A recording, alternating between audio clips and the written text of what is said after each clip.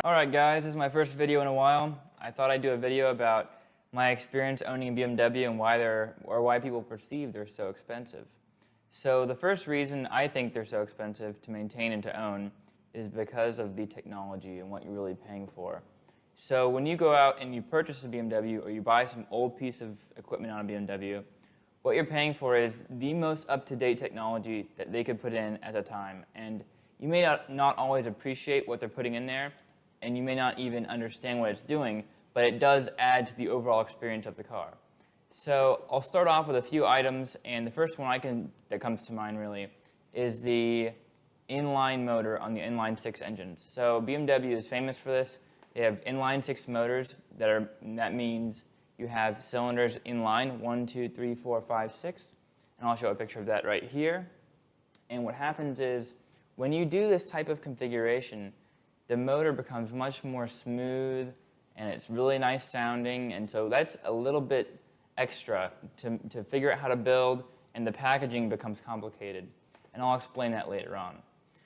So I have my notes here on the left, and check it out. And so this configuration of the engine, and of the inline-six anyway, made my starter replacement very difficult, and they can be difficult on many cars, but on this BMW in particular, I have an E46 BMW, it's 2005, and it's a 330 ZHP convertible with a manual transmission. It's particularly difficult because it's mounted away from you, you cannot see the bolts, and a lot of people like to lower the transmission. I'm not doing that, I'm a one-man operation, so I just ripped off the manifold and did it all myself. Now, I'll show a picture of that right here. Now, when you're looking at this, what you'll see is the starter, and you'll notice the way it's facing. And it has to be mounted on the flywheel, which makes sense, but it's very difficult to get to. Many people stripped the screws, as I did, but I was still able to get it out. Replacing this could be anywhere from $400 to $800, depending on who you talk to, but I did it myself for whatever the starter costs and an extra torque spool from BMW. The key there was a flex head ratchet, but I don't want to get too deep into details. So the DISA valve is a dual intake, some sort of a resonance valve BMW implemented on some motors in 2001, 2005, or 6. And it's a flap in your intake manifold that turns and gives you extra torque and power, and it serves as a method to change the volume of the intake. So you have more torque down low and a little better horsepower up high. So you have to compromise by usually picking one or the other, but they give you the ability to switch with a little flap. The problem is that flapper, called the DISA valve, typically fails, or you'll have an O-ring that leaks, and you have many, many issues that people talk about in the forums. Now, this part typically costs 100 used, maybe 250 new. Most cars do not have this, and it's a little bit extra that you're paying for. That's this technology that you may not really even care about or even notice. Many people don't even know if theirs is broken. Next item on the list, brake sensors. So they're becoming more common today. BMW was early on in the adoption of the brake sensor to tell you that your brakes were getting low. So essentially what it is, it's a wire going through your brake. So if my hand is the brake, you have a wire going here, and as it wears down, it'll eventually cut this wire. As your brake wears down, it'll cut the wire, it'll send a signal to your computer, and you'll know that your brakes are getting low. Now, if you know what to look for and you know what to listen for, this is really not an issue. But when you do go to replace your brake pads and your rotors later on, people will typically charge you for this as their one-time use, and once you cut that wire when you're wearing down your brakes, you have to pay for it. It's extra 20 to 30 bucks per corner. So on my car, I didn't really want to deal with that. So what I did when I changed out my brakes is I just zip tied it out of the way so it never breaks, never throws a problem on my computer, and it's really not ever going to be an issue ever again because I know how to check for brakes and I know how long they regularly last. We've also got some notes about brake components. So for braking components, you have many different kinds of brake components in terms of what the compounds can be made out of for brakes. The BMW OEM ones tend to be very soft. They like to bite hard right up front to give you that real sharp braking ability that you think gives you good braking ability. Now, those are notorious for causing brake dust and all sorts of other problems, but the idea is that they are expensive, they have good feeling, they don't feel like rocks, so that's what you're paying for. We also have the CCV system, which is notorious for going bad on BMWs, so at least my area, BMW. So this is called the crankcase ventilation system. So when you have your piston going up and down, what will happen is you'll have the explosion will go, and then around the sides you'll have blow-by, which will pressure up the crankcase. If you don't know what that is, you can look it up. So you'll pressure up the crankcase, and to relieve that pressure, you have to get it out of your oil sump. So it pressures up, and it will go and they'll burn the vapors, or they'll recirculate the oil back into the sump by a couple of ways. Now, BMW developed an octopus to put underneath your intake to manage this problem. So I'll show you a picture of it now, and you can see how this whole thing is a train wreck. And it's got a lot of plastic pieces that are in a hot area that get brittle over time. They typically break, they can freeze, they cause lots of problems, you can leak oil out the bottom, and other manufacturers handle this problem very differently. They just run the pressure straight up to the intake manifold, and they just burn it right away, maybe in front of the throttle body. Not a big issue. It's literally one line with a check valve sometimes. BMW has 4 or 5 lines going up to the intake manifold to evenly distribute the pressure. Then they've also got the line leading back to the dipstick tube. Then they got it going up to the crankcase, top of the head, or the valve cover area, and it's just a big mess that they eventually did away with once they realized it was a bad idea. They got rid of it in a subsequent model, but it was just a train wreck of a design. And I replaced mine. It was a big pain, and I'll show you a picture of it here. And you can see how it kind of goes together, and it's all in the intake.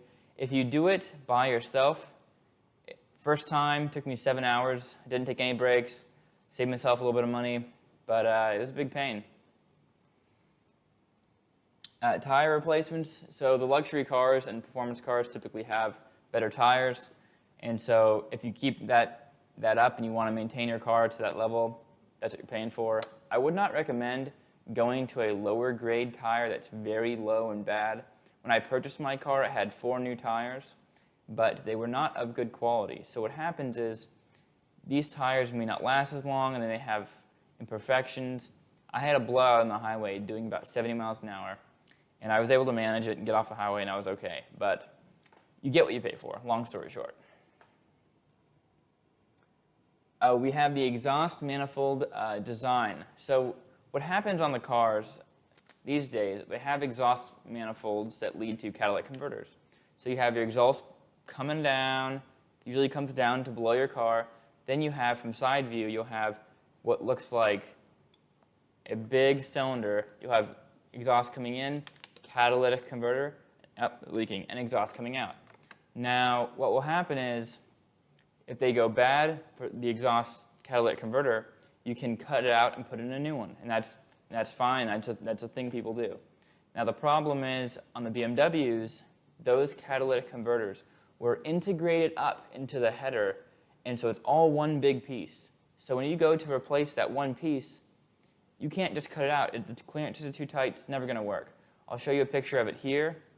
Now you can see it's all very tight and at very close quarters. So you're not doing any welding, very, very tight. And new ones at BMW are $1,200 a piece. You have 2 banks. You have 2 banks of 3, so cylinders 1 through 3 and 4 through 6. So if you get new ones at the dealership, it's around $2,400.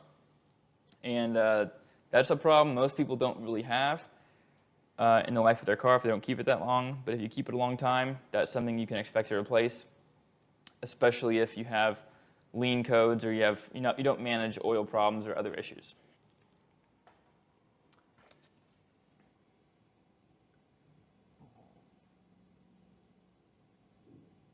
Okay, so now we have the brake ducts. So you have ductwork that goes from the front of your bumper all the way to your rotors. And when you build up speed and you hit brakes a lot, you'll build up heat on the rotors, And that extra airflow across your rotors does help reduce that heat and let you brake a little harder later on. Once you build up a lot of heat in those rotors, it's very difficult to get good braking times down.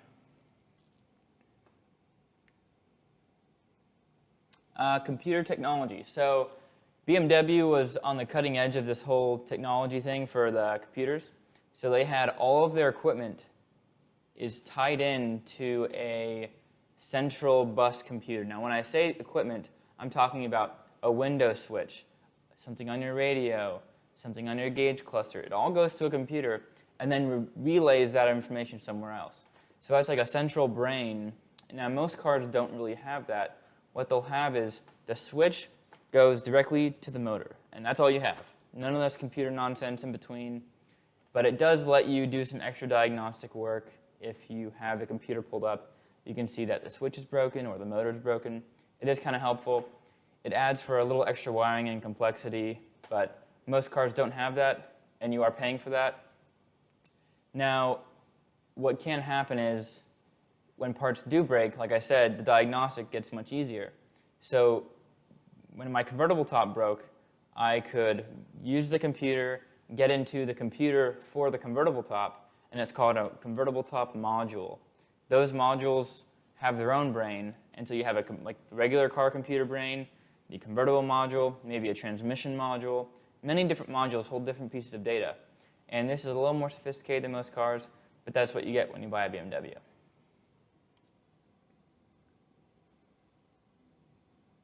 So these diagnostics with BMW may be BMW specific, so a universal car scan tool may not pick it up, and it may not read it correctly, so that's kind of a problem. A lot of people will get the special OBD2 port dongle that plugs in, and they get a little bit better on it, but you really need the special software from BMW or from eBay with your computer plugged in to get all the full data, unless you have the very expensive handheld deal that's a couple $100.